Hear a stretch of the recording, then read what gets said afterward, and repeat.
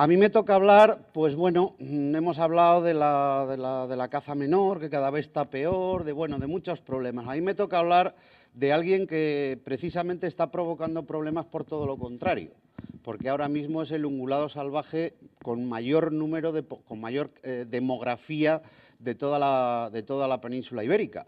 Y esto está provocando una serie de problemas.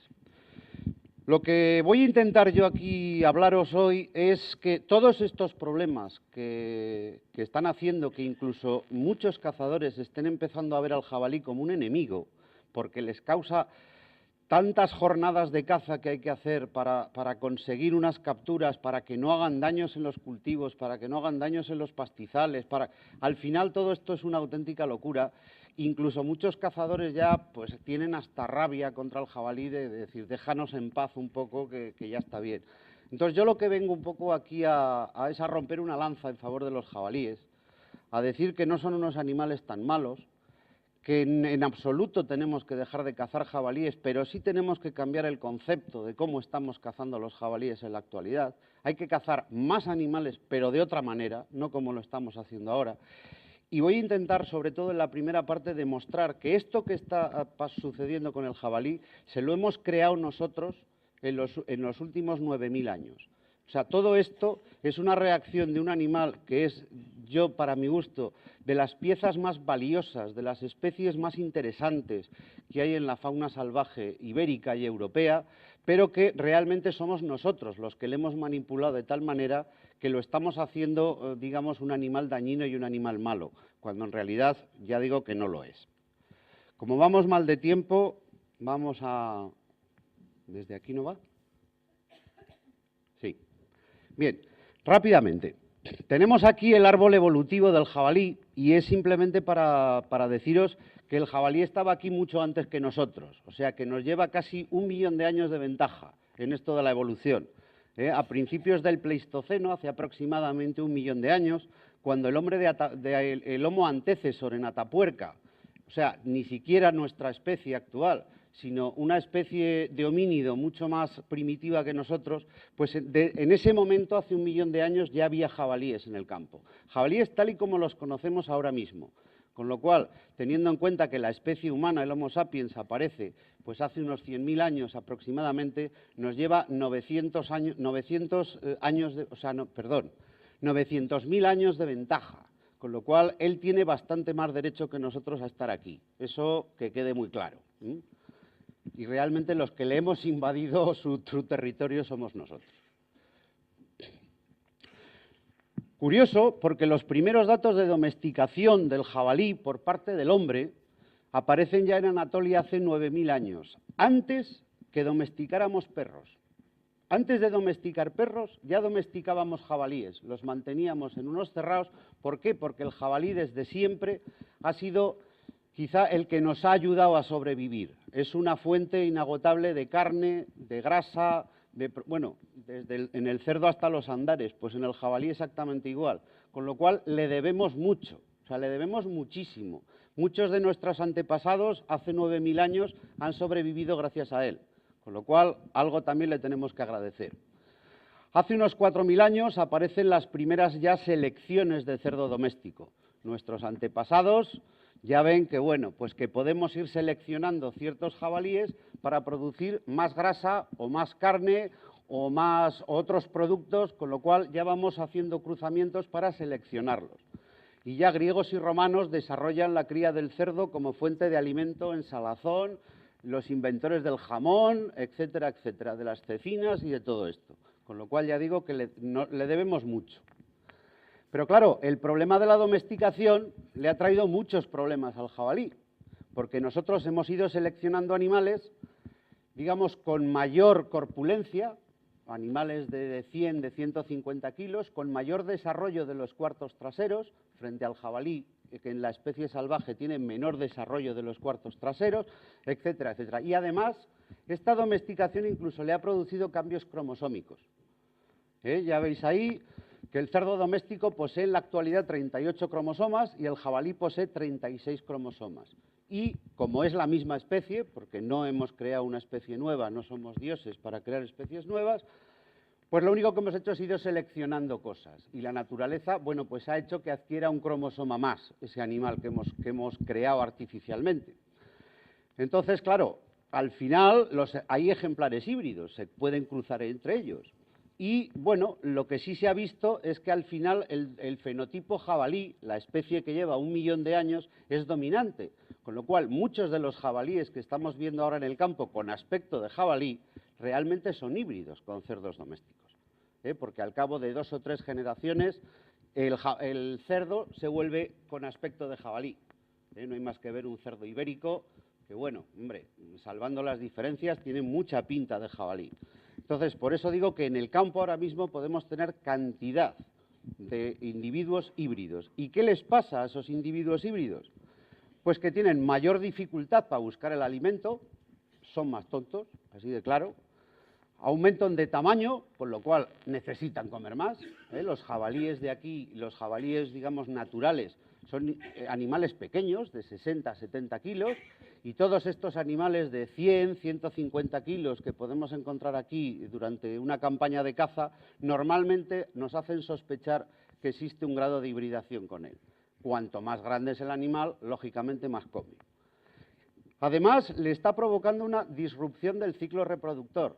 Los cerdos se reproducen prácticamente durante todo el año.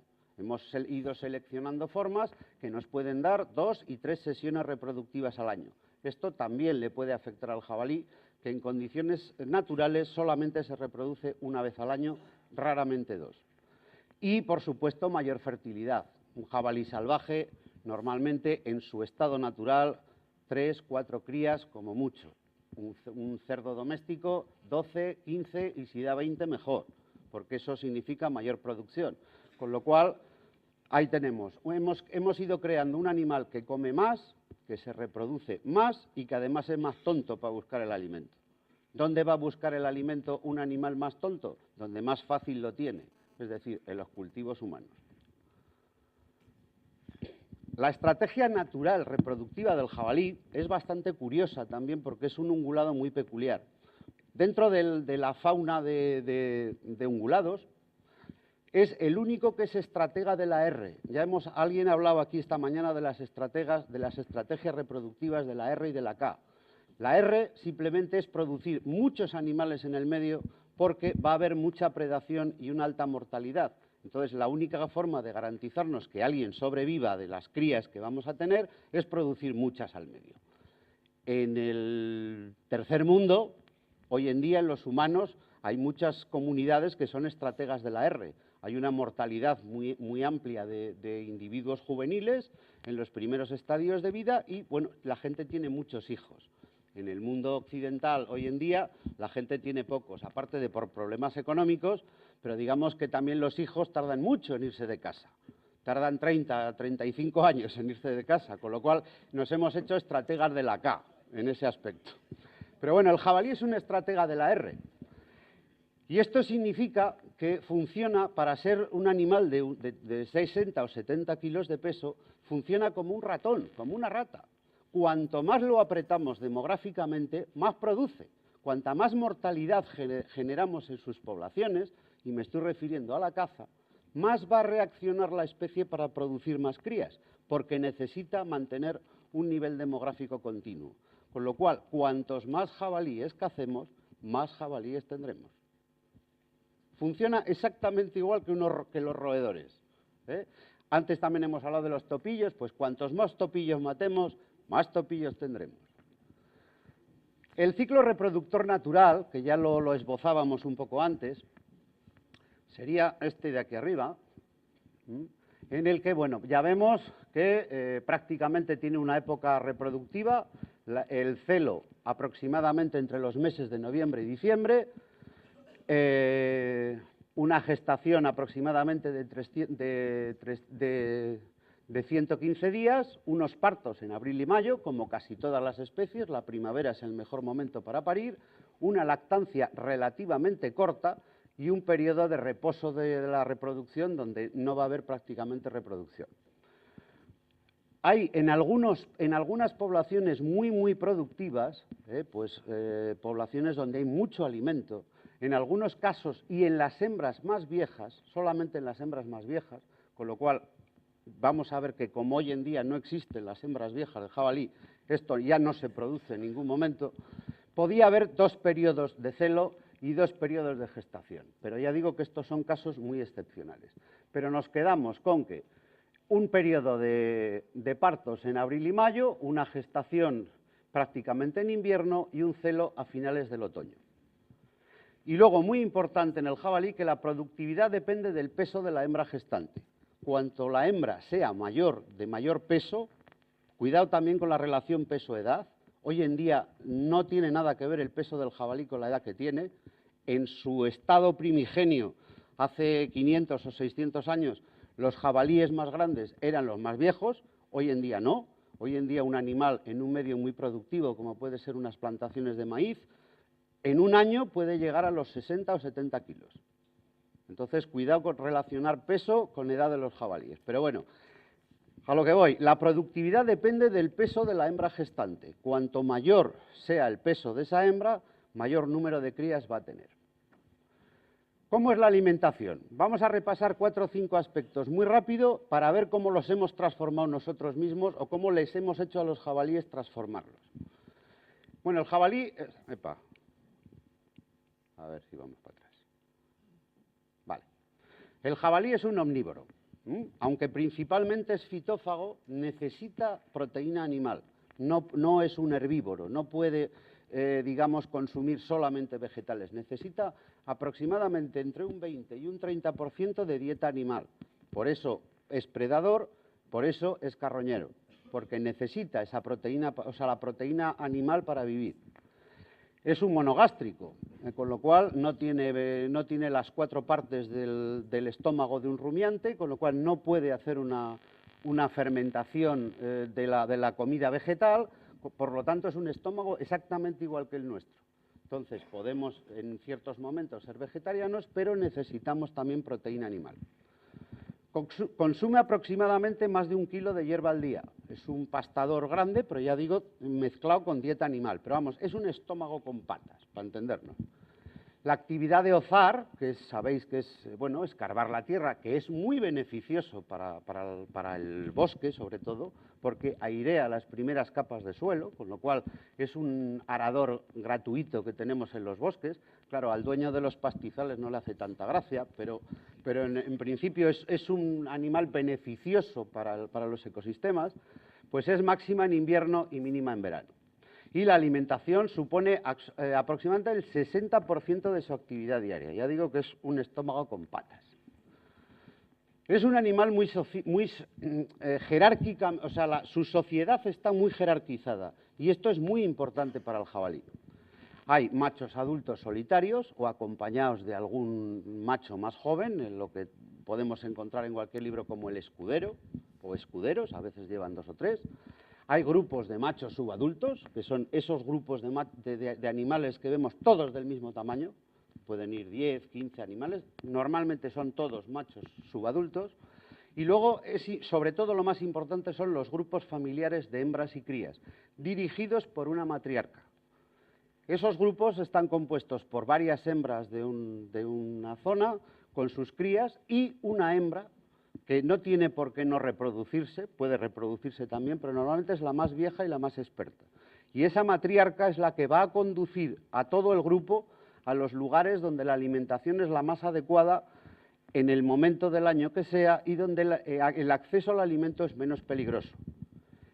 Y voy adelantando cosas, si esta matriarca no existe, los animales van a buscar el alimento más fácil, aunque se la jueguen, es decir, van a bajar a los cultivos.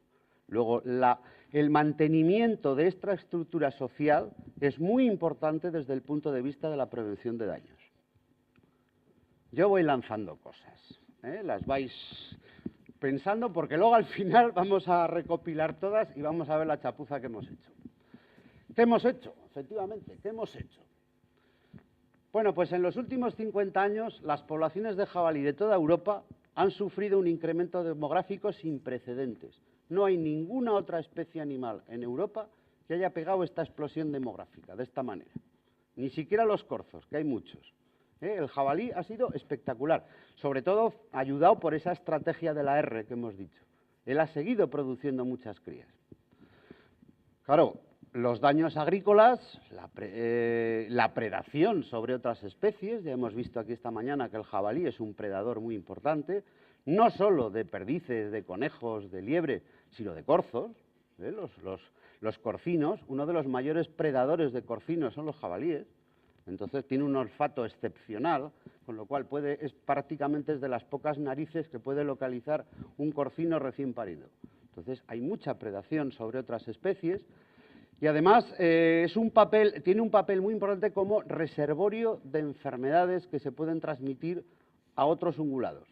Es un animal muy resistente a las enfermedades, incluso a enfermedades como la tuberculosis, o como otro tipo de enfermedades que tiene o parasitaciones que tiene, y además las puede transmitir a todos los demás porque normalmente a él no le afectan, salvo virus como la peste porcina clásica o la peste africana, que eso sí le pueden limitar mucho. Fijaros que en la península ibérica ahora mismo, en la zona meridional de la península, de Madrid para abajo, para entendernos, prácticamente el 60% de los jabalíes tienen tuberculosis, son portadores de la tuberculosis, que es una zoonosis, que es una enfermedad que se transmite al humano.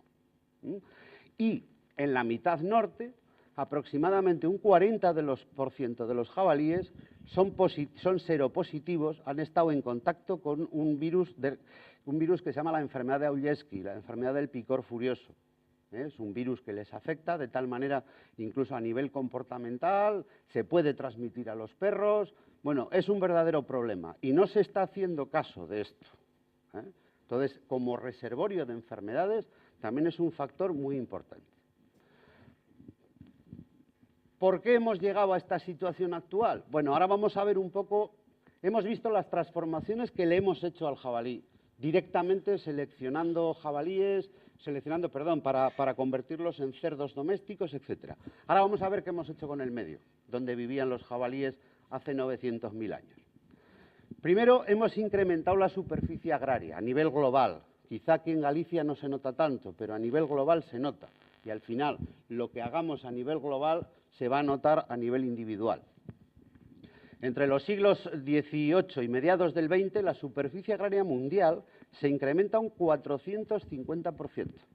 Es la época de la revolución industrial, se necesita mucho alimento para una población que ha vivido durante mucho tiempo entre guerras y ya deja de haber, se vencen enfermedades humanas, con lo cual el éxito reproductivo del hombre es mayor, necesita mucho alimento o un 450% de aumento de superficie. Esto en principio, bueno, pues benefició a muchas especies de caza menor. Fue la explosión de perdices, de conejos, de liebres, a finales del siglo XIX.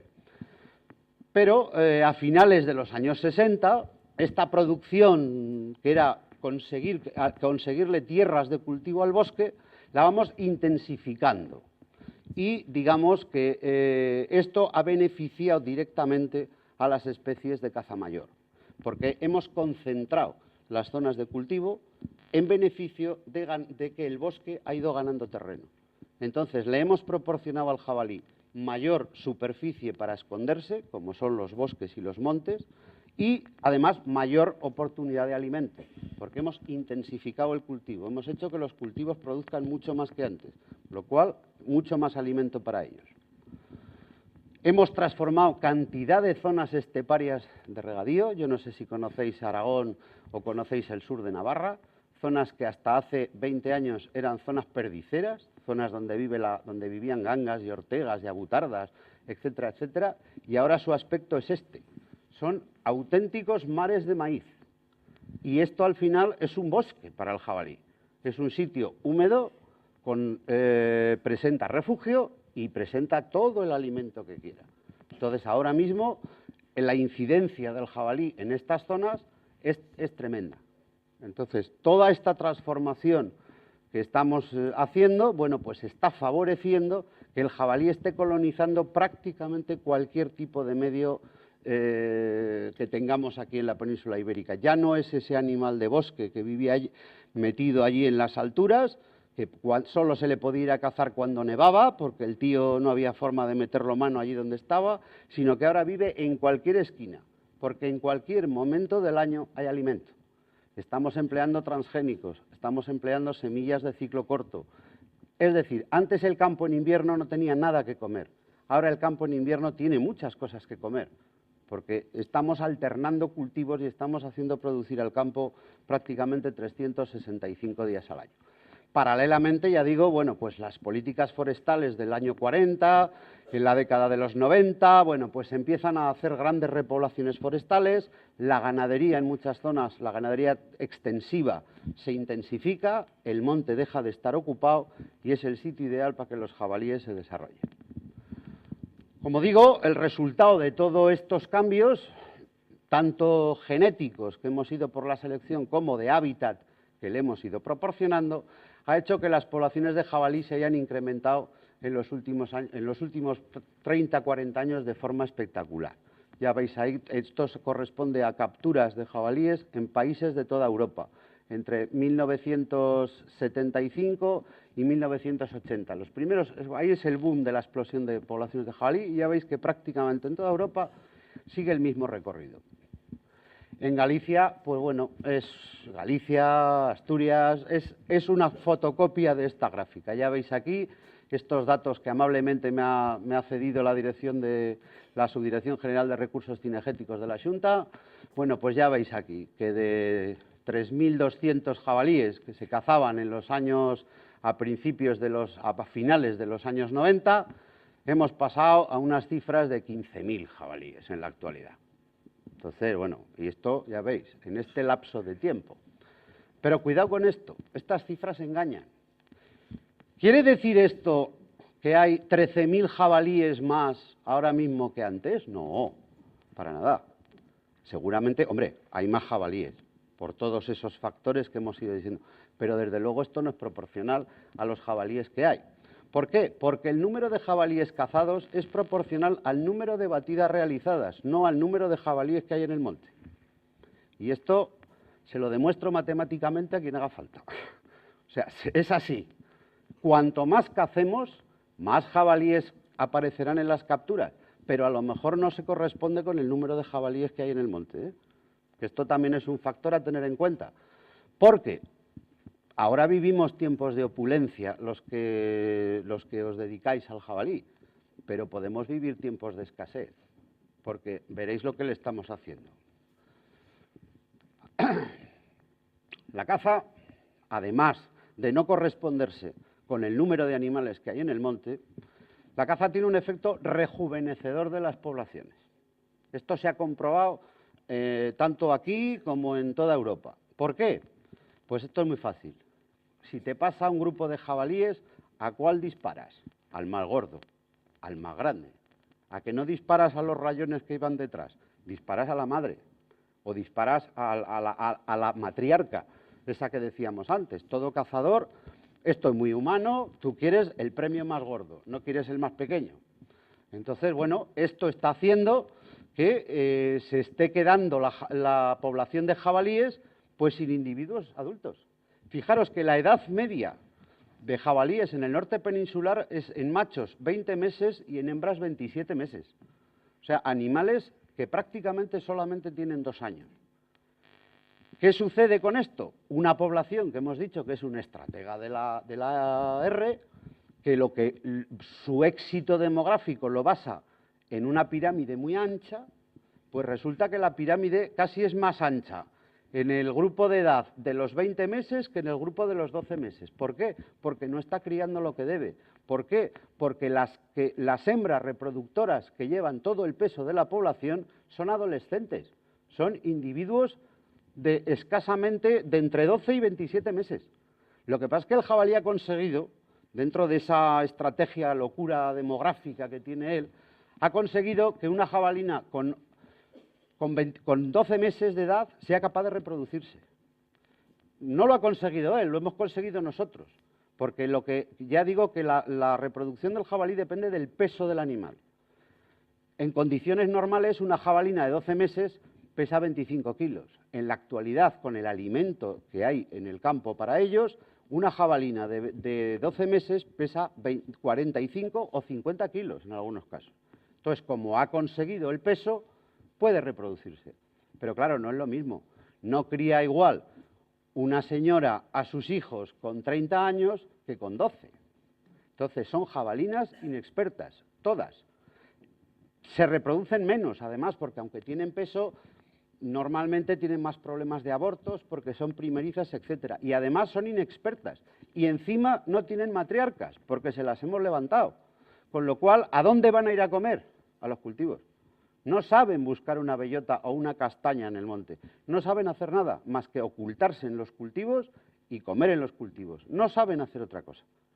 Con lo cual, si queremos, primero, que los jabalíes sobrevivan, porque esta estrategia reproductiva se puede mantener mientras haya alimento. El día que falte el alimento o que venga un cataclismo climatológico, esto se acabó. Porque gran parte de esta estrategia también está favorecida porque los inviernos son más suaves. El jabalí, los rayones de jabalí, son los únicos, digamos, de los pocos mamíferos que nacen sin grasa en el momento del nacimiento. No tienen nada de grasa, ni los cerdos ni los jabalíes. Como les vengan unas temperaturas un poco frías, se mueren todos. Entonces, bueno, tenemos inviernos más suaves, tenemos alimento, tenemos muchos condicionantes que está permitiendo que este modelo, aun siendo anormal, de momento continúe. Pero, como se tuerza alguno de los factores, esta población, desde luego, es inviable. Esta población se va al traste. La caza, además de producir un rejuvenecimiento, provoca la movilidad de los animales fuera de sus territorios. El jabalí es querencioso por el lugar donde nace y si puede no va a salir de ahí jamás. Eso de que oigo yo, bueno, en muchas charlas y en muchas conversaciones, los jabalíes de aquí vienen de allá, de la otra sierra. Mentira, el jabalí no se mueve. El jabalí es un animal cómodo y si le dejan en paz, se queda. Hace 5 o 6 años marcamos unos con radiotelemetría, no somos los únicos, ha habido más gente que lo ha hecho, pero os lo he traído para que lo veáis. Durante prácticamente la época de no caza, es decir, de febrero a octubre, en concreto esta, que era una jabalina de unos 50 kilos con sus 4 rayones que llevaba, prácticamente no salió de un pinar pequeñito al lado de un pueblo de unas 25 hectáreas, que yo no sabía ni dónde bebía agua, porque no la vi salir de allí en ningún momento con sus crías. Fue empezar la caza y pasó esto. Se tuvo que marchar a casi 20 kilómetros de allí, y allí la mataron, además, en caza. Entonces, para que veáis que la movilidad se la provocamos nosotros, el jabalí no es un animal que se mueva. Pero claro, si a mí me sacan de mi casa y me echan en un sitio que yo no conozco, pues no sabré buscarme la vida. ¿Y dónde me voy a ir a buscar la vida? Pues al maizal de algún paisano, porque es que es la forma fácil de buscármela. No conozco los castañares, no conozco dónde están las encinas, no conozco nada, me han sacado de allí. Entonces, y además, importante, se ha visto que los jabalíes, con el tiempo, 2 o 3 días después de una cacería, vuelven otra vez a sus sitios de encame habituales, vuelven. Pero claro, si aquí le mato a la madre, las crías ya no saben volver. Y hasta que se hacen con el sitio, con dónde están, con los peligros que tiene estar en un sitio nuevo y sin madre, pues desde luego a los cultivos los abrasan. Vale. ¿Qué cambios reproductivos le hemos provocado al jabalí? Con esta historia de la pirámide, de que todo el peso reproductivo está en manos de adolescentes. Bueno, veíamos antes que los jabalíes se reproducían una vez al año. Bueno, pues ahora tenemos reproducción continua durante todo el año. Es decir, ahora el único criterio ya no es el alimento, no es tener las crías en primavera, que es cuando hay alimento. Ahora, como hay alimento todo el año, el único criterio es tener peso. Es decir, si gano 40 kilos de peso, me reproduzco. Y me da igual la época del año que sea, porque tengo alimento y, la climatología nos acompaña. Con lo cual, ya veis, hay periodos de partos, fijaros, los periodos de nacimientos, en enero, el máximo de todo el año.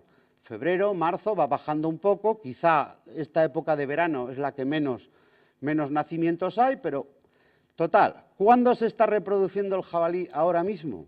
En plena campaña de caza. Es decir, cuando más lo estamos cazando, ahí se está reproduciendo. Por eso digo, vuelvo a insistir, e insistiré todo el tiempo en esta charla. En el momento que uno de los factores que está propiciando esto haga crack, se acabaron los jabalíes, se acabó la caza del jabalí, se acabó todo.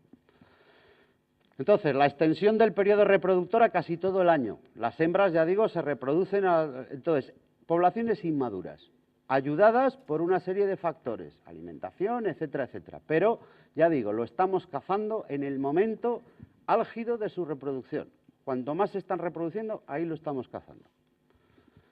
Las consecuencias de todo esto que venimos hablando. Bueno, pues hemos superado la capacidad territorial económica. ¿Qué es este palabra así un poco trénico?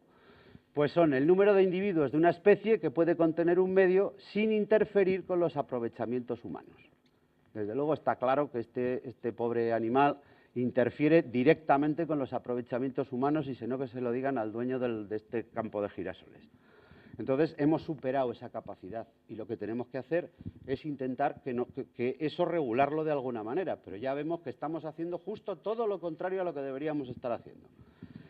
Entonces, al superar esta capacidad, tenemos un incremento exponencial de los daños agrícolas, una predación no natural, porque aunque la predación sea natural, hay tantos jabalíes que ya la presión predatoria es muy alta, y gran parte de las poblaciones de urogallo, incluso en la montaña, o de perdices, en las zonas estas que antes eran estepa y ahora son maizales, han desaparecido por completo.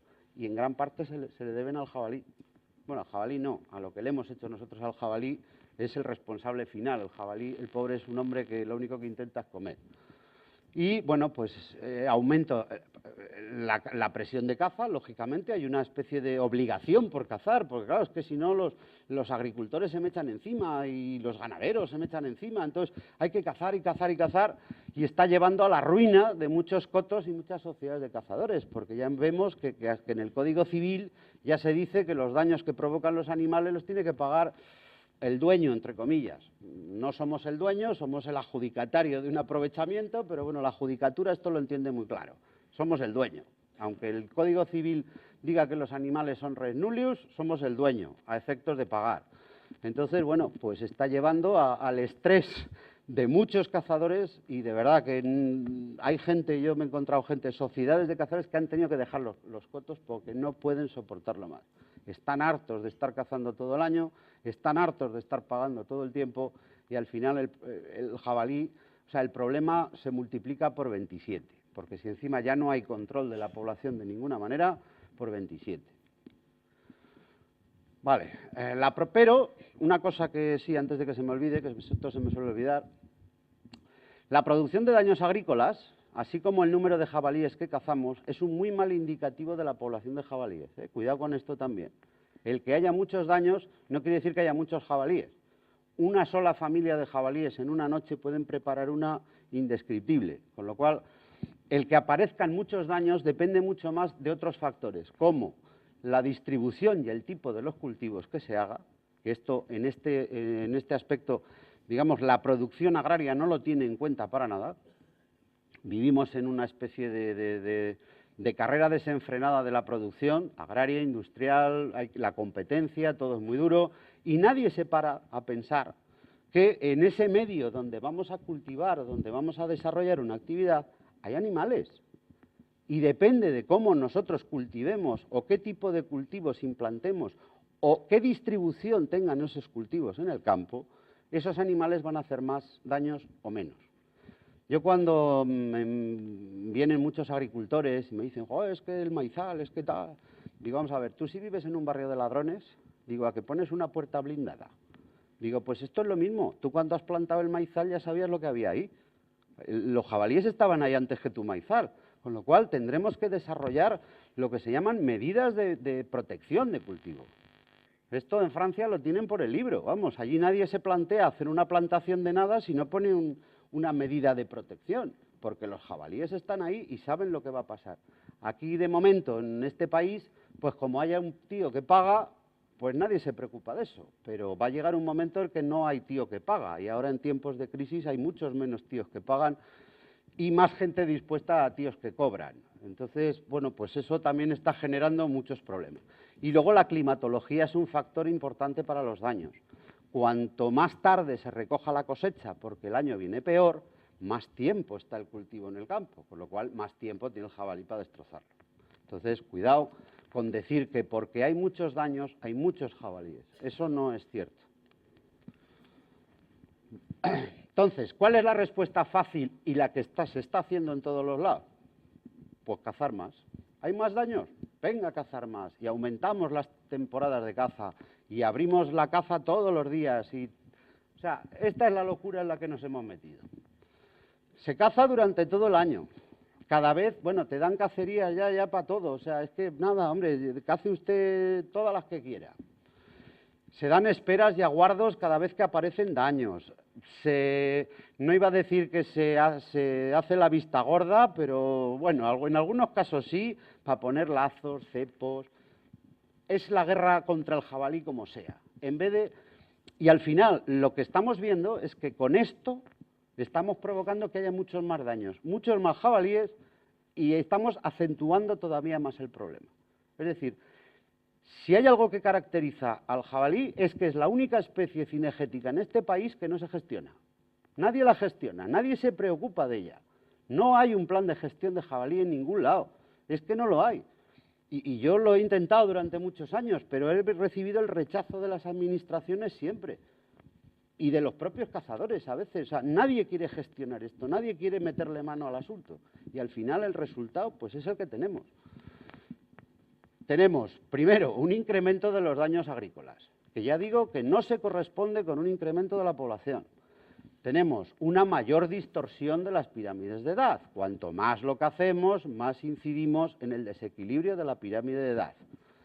Un incremento de la siniestralidad en carretera. Veíamos que los jabalíes prácticamente, si no los atosigamos, no se mueven. En cuanto los atosigamos, se mueven. Y al moverse, ¿qué hacen? Cruzan las carreteras. Los jabalíes no cruzan las carreteras por vicio, cruzan porque les persigue alguien o porque los han sacado de su territorio y tienen que andar dando vueltas para volver otra vez a su territorio, es decir, cruzando carreteras continuamente, como este hombre que está aquí esperando a ver si viene algún coche para cruzar. Ahí estamos incrementando el descontento entre cazadores, agricultores, ganaderos. Bueno, pues cada vez la gente está más cabreada por todo. Y luego tenemos el peligro latente de la subsistencia de la población, que ya digo que es una población mantenida artificialmente por una alimentación y por una climatología benigna. En cuanto uno de esos factores falle por lo que sea, por yo que sé, ¿por qué? Porque las políticas agrarias cambian o porque sale una enfermedad del maíz que mata a todos los maíces transgénicos, ojalá, y cualquier cosa de estas, la población de jabalí se va al carajo. Entonces, estamos viviendo un equilibrio bastante inestable. ¿Los culpables? Pues ya veis ahí al pobre. Este es el único inocente de toda esta historia. Es el único inocente. Tenemos los agricultores. No son los agricultores los culpables, cuidado. Nadie que sea agricultor sienta que yo le ataque a él. No, es las políticas agrarias las culpables. Él lo único que hace es intentarse buscar la vida como nos la intentamos buscar todos de la mejor manera posible. Pero sí es verdad que las políticas agrarias globales y la nueva PAC no es ninguna cosa que va a arreglar nada, porque sigue igual, pues bueno, está incrementando toda esta intensificación, toda esta producción, etcétera, etcétera, con lo cual agudiza el problema. Epa. Ahora que iba yo a señalar a los políticos, ahora se me ha ido esto. A ver, ahora, ahí. Los políticos, la administración en general, que se va por la vía fácil, es decir, hay muchos daños, cace usted más, y ya está, o sea, y no me preocupo de nada más, y yo que sé cuántos jabalíes, y es que me da igual, quíteme el problema rápido del medio. No quieren problemas, cuando lo que hay que hacer para solucionar los problemas es coger el toro por los cuernos, no darle la espalda al problema. Los paseantes, turismo verde en general, porque ven a este señor como que es un auténtico asesino, cuando yo siempre lo digo. el cazador se está convirtiendo sobre todo el cazador de mayor, no en un señor que pega tiros a diestro y siniestro, como piensan estos señores de aquí. Es un señor, es un controlador de fauna. Y el día que no esté ese señor, entonces empezarán los problemas. Porque de momento tenemos unas personas dispuestas a gastarse su propio dinero para poder, digamos, salir un domingo al campo. Y este señor que sale al campo normalmente no se gasta su propio dinero. Pero el día que estas personas, porque se jubilan, porque no hay acceso de los jóvenes a la caza, porque esto es un hecho, etcétera, etcétera, no estén, entre todos estos tendremos o tendrán que pagar los impuestos para que haya gente que vaya, cazadores profesionales, que vayan a cazar estos animales. Porque ya digo que necesitan ser controlados. Y los técnicos también tenemos muchas cosas porque los técnicos tampoco hemos sabido transmitir este problema a la gente, tampoco muchos de ellos no nos hemos implicado lo suficiente en machacar a la administración, en machacar a los cazadores en lo que hay que hacer, en hacer planes de gestión correctos. Nada, dice la administración que tal, pues venga, hala, todos al carro. Entonces también tenemos nuestra parte de culpa.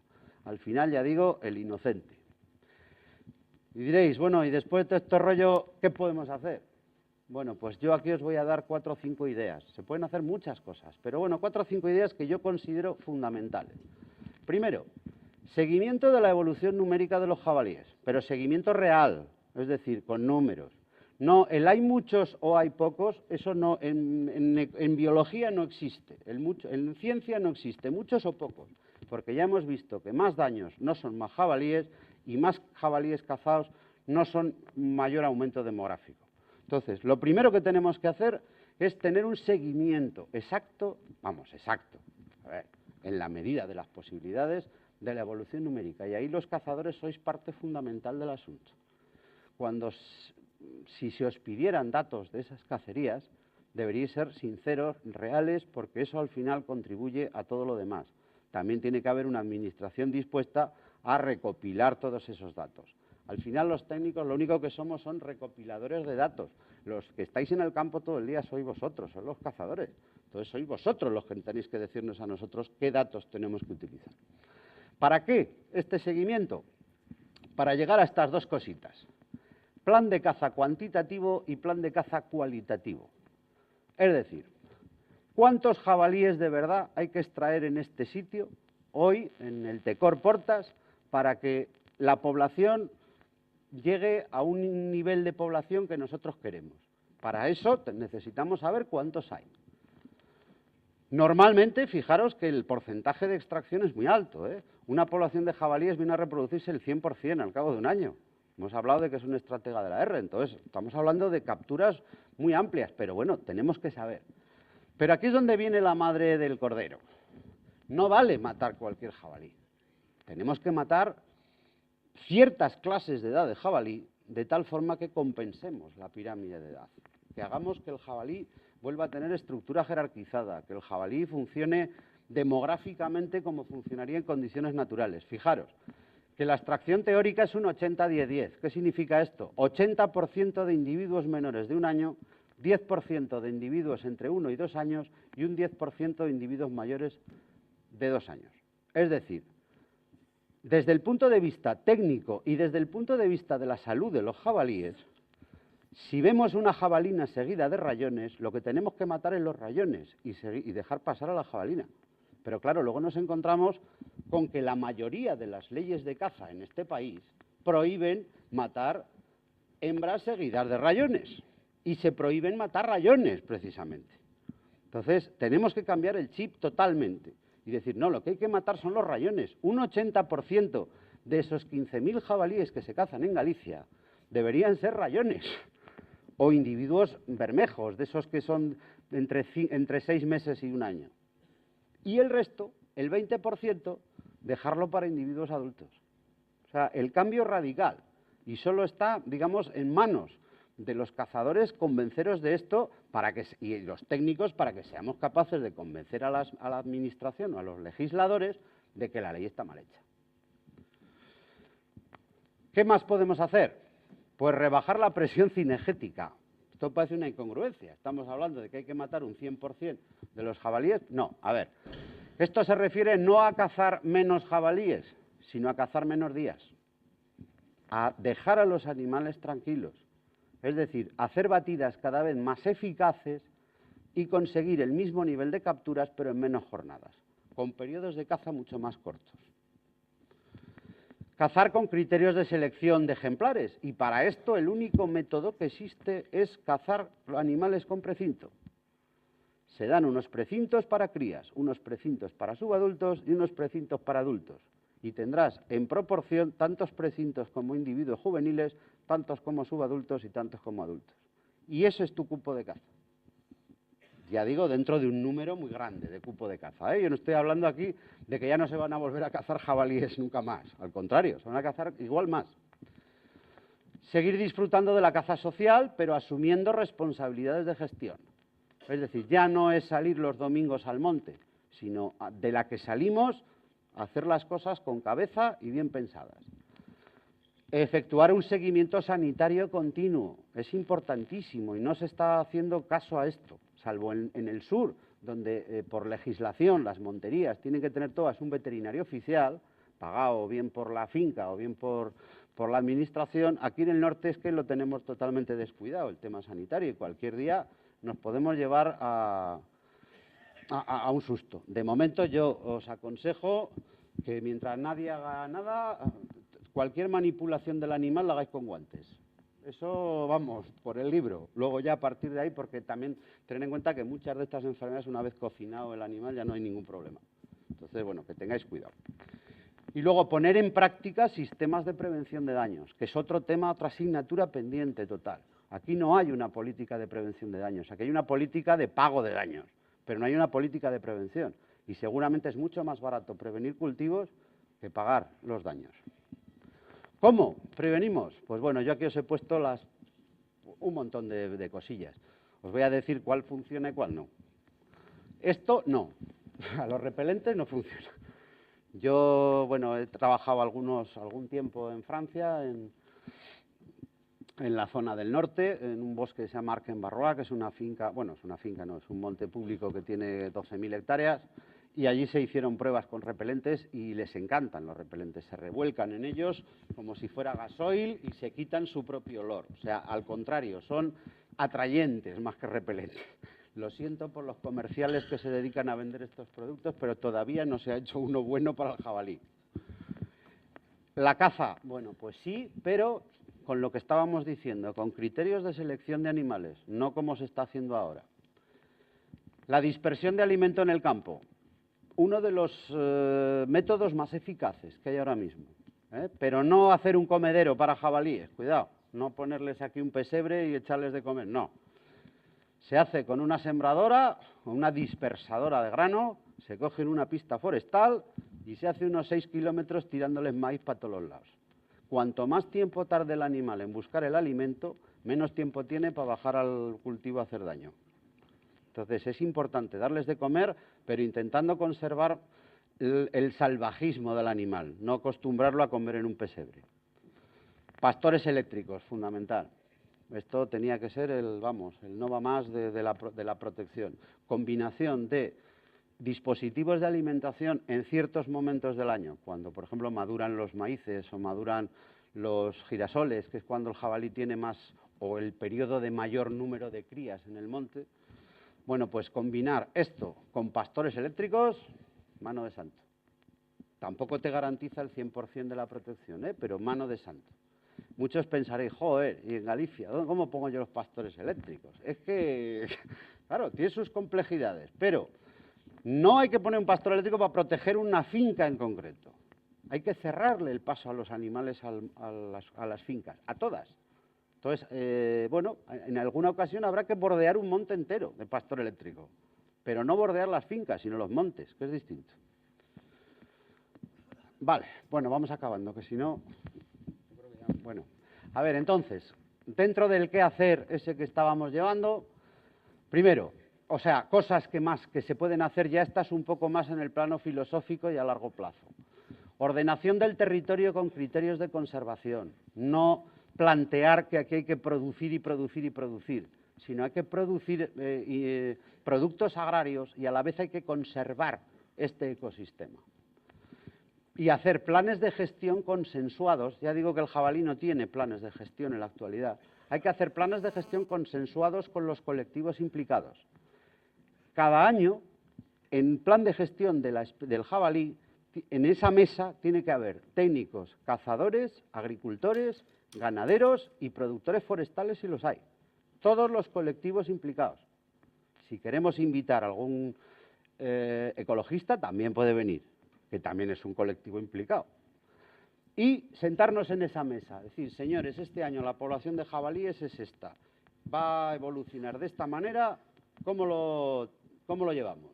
¿Cuántos animales tal? Y llegar a un consenso, porque los planes de gestión, aunque no sean los mejores del mundo, no sean los que teóricamente habría que alcanzar, pero si de verdad llegamos a un punto medio en el que todos los colectivos implicados están de acuerdo, tenemos el plan de gestión ideal. Y seguramente el jabalí va a ser el más beneficiado de todo esto. Acabo. Como conclusiones, el jabalí es un animal fuerte diseñado para sobrevivir. Es un superviviente nato. Le damos caña, lo atizamos, le hemos cambiado los cromosomas, le hemos hecho perrerías en los últimos 25.000 años, que vive la especie Homo sapiens conviviendo con el jabalí. Y el tío sobrevive. Y de momento con éxito, pero ya vemos los problemas que le podemos estar provocando. Sobrevive hasta un punto. Los 9.000 años de historia común con el hombre han provocado al jabalí cambios genéticos, esto ya lo hemos visto, y vuelvo a repetir esta frase final, solo una gestión adecuada del medio y de sus poblaciones asegurará su pervivencia futura. Y la pervivencia de una población silvestre es la pervivencia de la especie humana. No lo olvidemos, perder especies silvestres o perder cazadores o perder otra serie de humanos que se dedican a otras actividades, al final es perder nuestra propia cultura. Con lo cual tenemos que preservar nuestro medio ambiente y nuestra cultura. Muchas gracias.